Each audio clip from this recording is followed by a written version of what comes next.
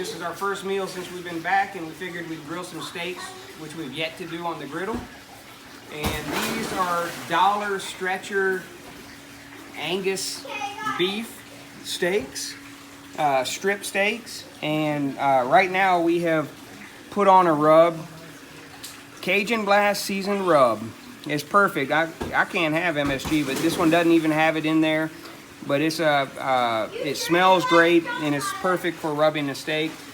We also have some yellow onion that's been cut up, and also some salted butter, which we're gonna keep on the steak at all times. And we also have our domes. But let's throw these on and see what happens. Again, we hadn't cooked steaks yet, but one of the neat toys that have been given to me is this Ames infrared thermometer, 12 to 1. You just pull the trigger, it turns on, and if I hold it on the griddle, it's at 375 on the left side, 350 in the center, and 330 on the right. About 375 degrees seems to be about the right temperature to cook a steak and for the proteins to break down. I did a quick little bit of research before this video just to give you some facts. But right now the steak smells great. It's cooking, and we're gonna sear both sides and then cook it through and through.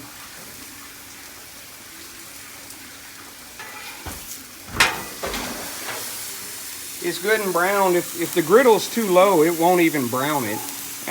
But at 375 degrees, it'll brown it and cook it through and through. You see how perfect these are.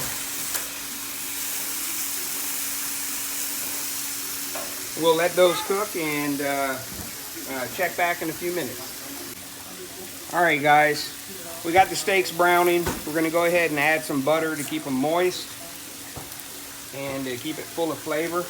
I'm just using my spatula to drop it on the griddle. I know it's a lot of butter. Most of it's not going to soak in or stay. And we'll go ahead and slide this over. It's an experiment. We hadn't done this before. A lot of steak restaurants will cook with a lot of butter. I'm just going to go ahead and smear it all around on the steak. And if you hadn't seen any videos before, you know that this is a creative process and we just trying different things. I'm by no means an expert, obviously.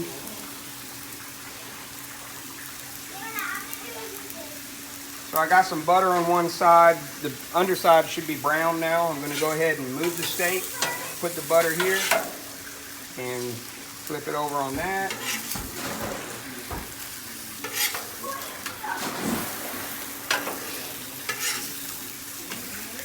And the butter's running away. We're going to put it back on top here.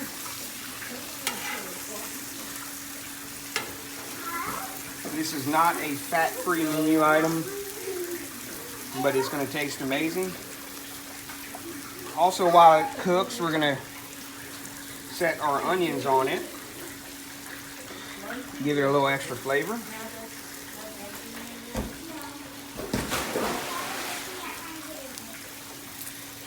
I'll also keep the onions and let them cook so that they'll be served as a side with the dish. We put the domes on each steak here. What we're going to do now is butter and onion them again, as well as add a little more seasoning. We're going to pull the domes off.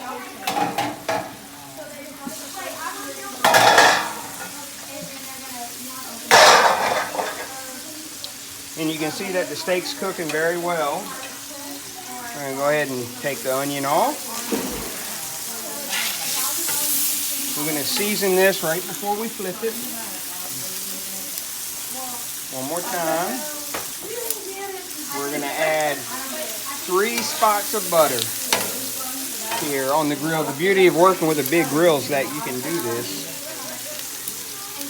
Butter. Butter. There we go. And now we're going to flip the side that's been seasoned over onto the butter with the onions. We're going to do the same thing here. Pull the butter over. Let's season this side. And then flip this guy onto the butter. Now that is a beautiful steak. We'll get the onions back on top. And we're going to do the same thing here. We're going to go ahead and season it. Now it's already been rubbed, but the seasoning on top just gives it a little extra kick. We are in Cajun country. And we're going to go ahead and pull the butter over, flip it. And that one looks great too. We're going to push the onions up against it again. This guy wants to be on the butter. There we go.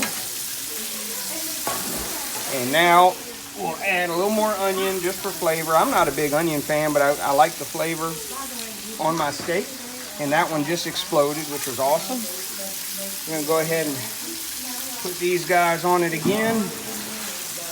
And grab a paper towel. And then I'm gonna steam it right before I put this over it. Any diehard steak fans may yell at me, but it's okay. We're not experts here.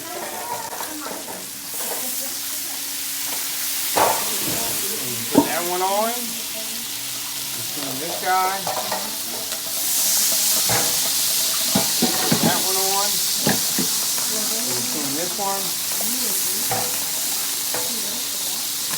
And then put that one on. Now this smells amazing, and you can see all the juices cooking with the butter and onion and seasoning. It's going to be great. I'm going to cut a little piece off and just see how it's cooked through and through. And again, I know a lot of steak experts are going to yell at me. And actually, Vanna has shown up. And little do you know, she's actually a vegetarian, but she's eyeing these steaks like she really wants a piece. So I'm going to cut off one little piece here and just see how we're doing on the cooking. And for anyone else, this would be, see a little bit of fat on either side. I went ahead and left it so it would cook in its juices, and you can see it's cooked through and through. I'm gonna pull these off in just a minute so we don't overcook it. Let me try this one other side, which I know is less cooked. And we're gonna say that is more than cooked. We're gonna pull these guys off. Let me season them one more time. Put the domes over here. We're done with those. And you can see if the temperature's right, the onions will actually caramelize in their own juices with the butter. But this looks amazing, and I'm happy with the outcome. With this griddle, it makes it kind of easy to do. I'm gonna pass a little more season on it. And I think this guy's gonna be good and ready to go. Let's try one of these pieces just to make sure it's cooked like it needs to be. Oh man, it's perfect. Any more and it's going to be dried out.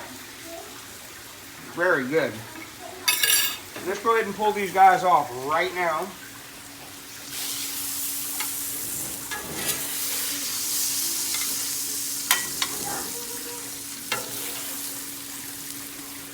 And there goes some onions. Wow, this really turned out nicely. Some of the onions are more cooked than others, and that's all right. Number one rule at the Architect's Griddle is there's no mistakes unless you burn it. We have not burned it yet, so we're winning. And this is the dish we're going to eat tonight, along with some mashed potatoes, which I'll show you in a second when we go ahead and make a plate. Okay, we're going to do a taste test. We made mashed potatoes. In the process, like I said before, we use sour cream in almost everything. It's mashed potatoes, sour cream, and salted butter. With our steaks that we just cooked, I'm going to take a piece and grab the mashed potatoes like you're supposed to, and the meat. Absolutely wonderful. Very, very good. Scrumptious. We got lucky this time.